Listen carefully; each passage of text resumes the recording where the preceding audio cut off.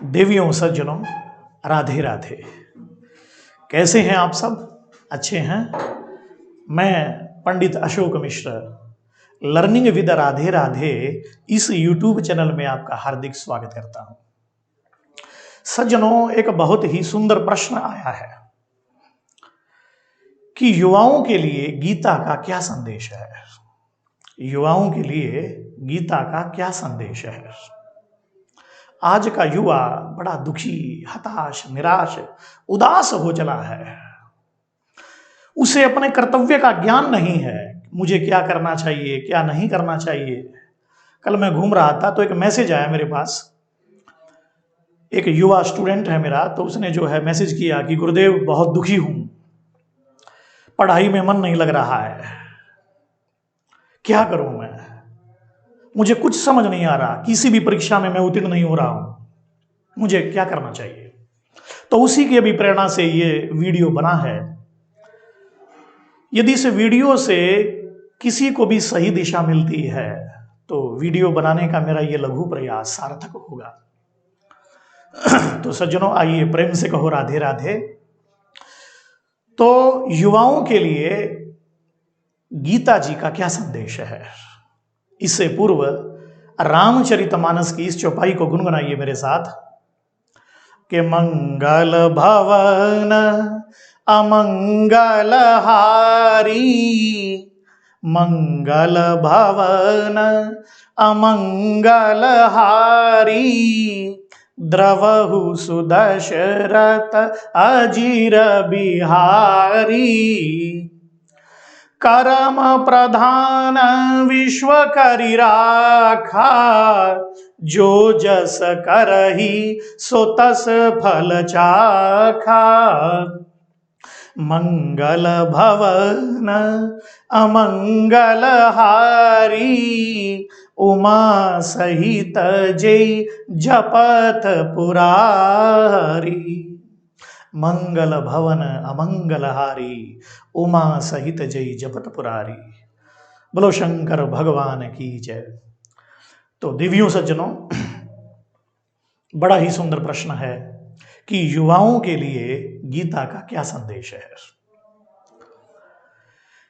एक युवक से मैंने पूछा कि गीता के बारे में जानते हैं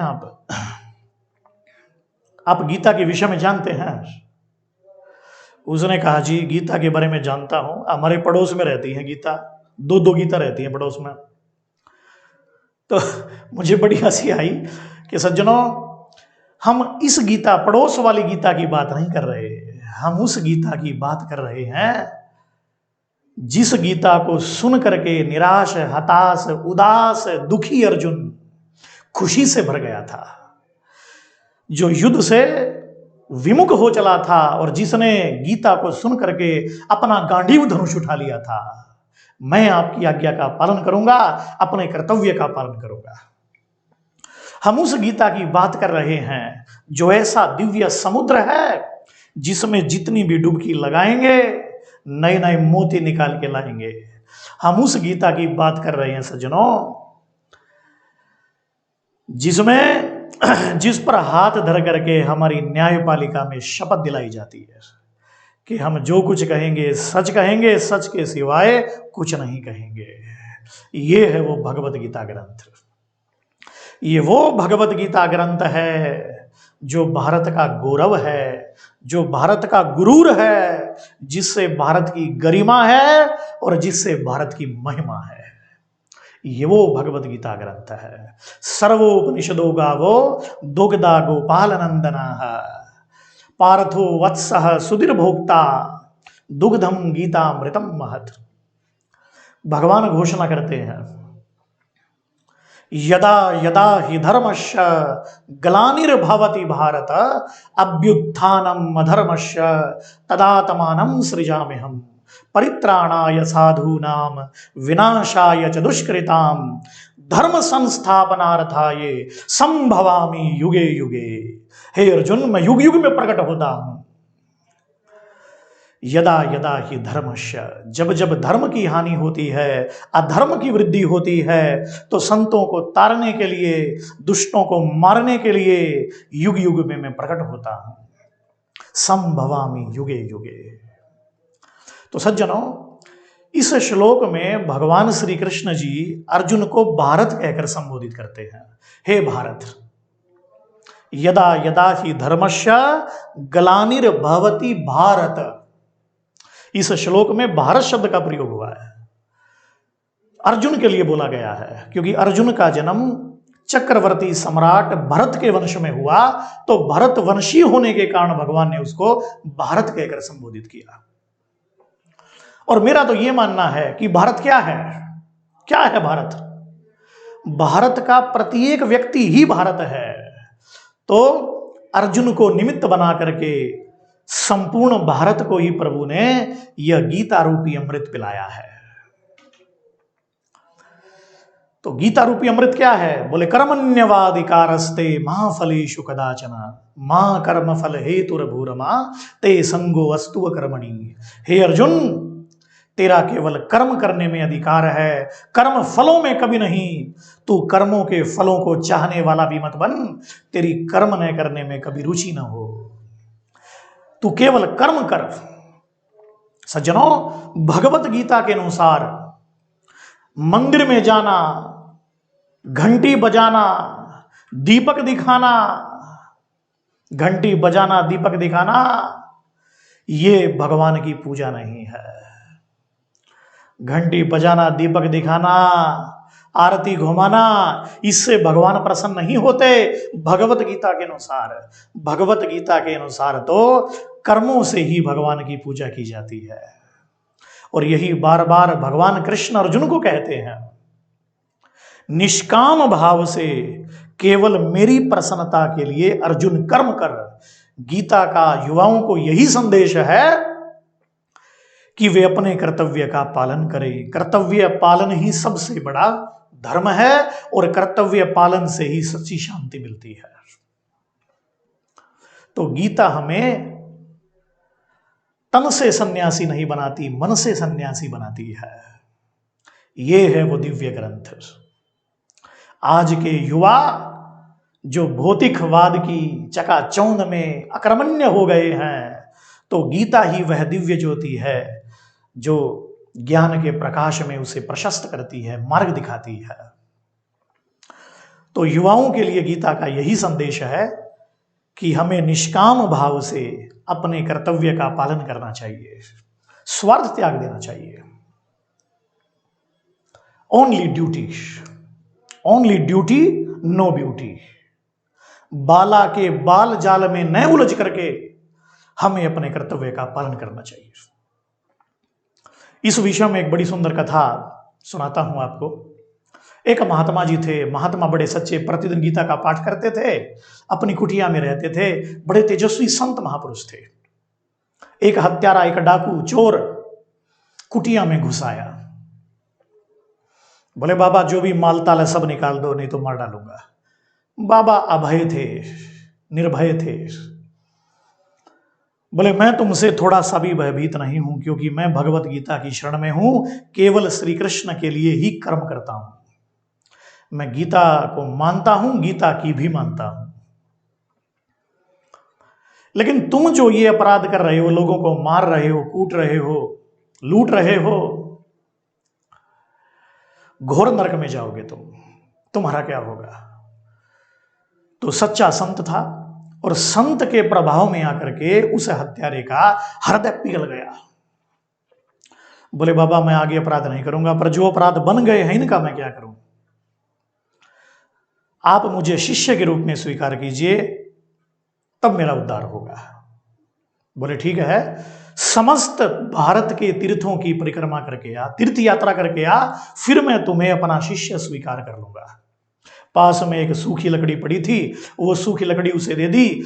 जब ये सूखी लकड़ी हरी हो जाए तब तुम यहां पर आ जाना मेरे पास। उसी क्षण तुम पाप मुक्त हो जाओगे, जीवन मुक्त हो जाओगे। ये सुनना था कि चल पड़ा वो हत्यारा, डाकू, चोर। चलते चलते आत्मग्लानि से भर गया, धिक्कार है मेरे नीच कर्मों को। अपने स्वार्थ के लिए मैंने इतने घृणित कार्य किए। रात्रि हो गई, चलते चलते एक पेड़ पर ही सो गया, पेड़ पर ही लेट गया। कि आज की रात्रि यही विश्राम करूंगा। नीचे 4 चोर थे, हत्यारे थे उसी की तरह, और वो विचार कर रहे थे कि आज रात्रि को इस सारे गांव को लूटेंगे, तू यहां से लूटना, तू यहां से लूटना, जला देंगे पूरे गांव को, और जो भी धनमाल मिलेगा वो आधा आधा बांट लेंगे। ये प्लानिंग सुन रहा था। अब उसने सोचा, अरे दुष्टों, ये क्या कर रहे हो तुम, तुम्हें भी ऐसे घोर नरकों में जाना पड़ेगा, लेकिन मैं ये नहीं होने दूंगा, पूरा गांव जलाएंगे ये। और नीचे उतरा और बोला, देखो तुम्हें तो मारना भी नहीं आता, ऐसे मारते हैं। उन्हीं से शस्त्र लिया और उन चारों को मार डाला। मारने का तगड़ा अभ्यास था उसका। और जैसे ही गांव को बचाने के लिए उनको मारा, वो सूखी लकड़ी एकदम हरी हो गई। और हत्यारा चकित हो गया, ये कैसे हो गया। अब गुरुजी ने कहा था, जब लकड़ी हरी हो जाए तो आ जाना। अब आ गया गुरुजी के पास। गुरुजी ने पूछा, तीर्थ यात्रा किया है, इतनी जल्दी कैसे आए। बोले, गुरुदेव कहाँ की तीर्थ यात्रा करके आया, मैं तो 4 को और निपटाया, 4 को और मार डाला मैंने। तो पूरी घटना सुनाई, बाबा प्रसन्न हुए, क्या बात है। पहले जो तुम लोगों को मारते थे वो स्वार्थ के लिए मारते थे, आज तुमने पूरे गांव की रक्षा के लिए शस्त्र उठाया, तो ये तुम्हारी पूजा हो गई है। मनस्थिति बदली तो कर्म फल भी बदल गया, सूखी लकड़ी हरी हो गई। अब जैसे कोई सैनिक योद्धा जब अपने देश के लिए लड़ता है, अपने देश के लिए शस्त्र उठाता है, लड़ता है, तो उसे वीर चक्र, परमवीर चक्र मिलता है। और वही योद्धा सैनिक जब अपने किसी पड़ोसी को निपटा देता है तो जेल ही मिलेगी उसको फिर। तो ये है गीता का कर्म सिद्धांत। प्रेम से कहो राधे राधे। तो गीता का आश्रय यदि हम लें, ये 4 गकार बड़े प्रसिद्ध हैं भारत के, गीता, गंगा, गायत्री और गोविंद। गीता, गंगा, गायत्री, गोविंद, इन 4 में से किसी की भी क्षण ले लो, उद्धार हो जाएगा हमारा। गीता गंगोदकम पित्वा पुनर्जन्म न विद्यते। गीता रूपी गंगा का पान करने से फिर जन्म नहीं होता। तो गीता, गंगा अत्यंत श्रेष्ठ है। एको शास्त्रम, एकम शास्त्रम देवकी पुत्र गीतम, एकम शास्त्रम देवकी पुत्र गीतम, एको देवः देवकी पुत्र एव, एको मंत्रस्तस्य नामानि यानि, कर्माणि अपि एकम तस्य देवस्य सेवा। एक ही मंत्र है कृष्ण का नाम, एक ही ग्रंथ है भगवत गीता, और एक ही सेवा है कर्म करने से भगवान की सेवा, कर्तव्य का पालन। तो भारत का गौरव है श्रीमद् भगवत गीता, भारत का अमूल्य धन है श्रीमद् भगवत गीता। तो सज्जनों, 1893 में एक बार अमेरिका के शिकागो में विश्व धर्म सम्मेलन हुआ था।